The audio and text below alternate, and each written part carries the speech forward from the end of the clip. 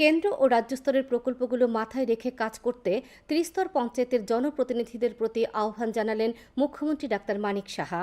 উদ্ভাবনী পরিকল্পনা নিয়ে সঠিকভাবে গ্রাম সংসদের তালিকা তৈরি করার উপর তিনি জোর দিয়েছেন। আজ অরুন্ধতী নগরস্থিত পঞ্চায়েত রাজ প্রশিক্ষণ কেন্দ্রের গ্রাম স্বরাজ ভবনে পিপলস প্ল্যান ক্যাম্পেইনের সূচনা করে একথা বলেন মুখ্যমন্ত্রী।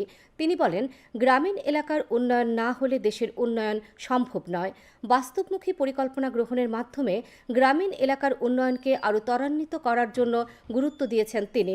অনুষ্ঠানে 5টি ই-বুকের আবরণ উন্মোচন করেন মুখ্যমন্ত্রী। অনুষ্ঠানে সফলতার নিরিখে সেরা জেলা ব্লক এবং সেরা পঞ্চায়েত ও ভিলেজ কমিটিগুলোকে পুরস্কৃত করা হয়েছে।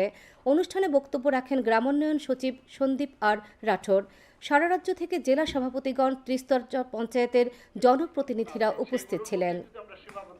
তাহলে হবে না, ইনোভেটিভও কিছু যদি থাকে সেইগুলোও কিন্তু ইনভলভ করতে হবে।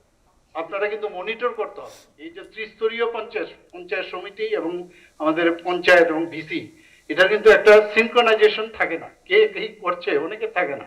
আমি বলবো একদম স্ট্রংলি এটাকে স্ট্রং চেইন সেটাকে মজবুত আমাদের করতে হবে।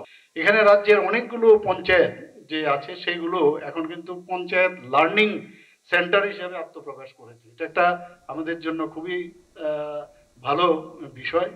পঞ্চায়েতে যদি অনেস্টির সমস্যা হয়, আমরা এই বছর আমরা ত্রিস্তরীয় পঞ্চায়েতে আমরা সরকার এবার গঠিত হয়েছে, ট্রান্সপারেন্সি থাকলে, মানুষের সাথে ব্যবহার ভালো থাকবে, আবার বারবার এই ত্রিস্তরীয় পঞ্চায়েতে আমাদের জয় আসবে, মানুষ তার বিশ্বাস রাখবে এবং সেই কাজটা নিশ্চয়ই আমাদের করতে হবে।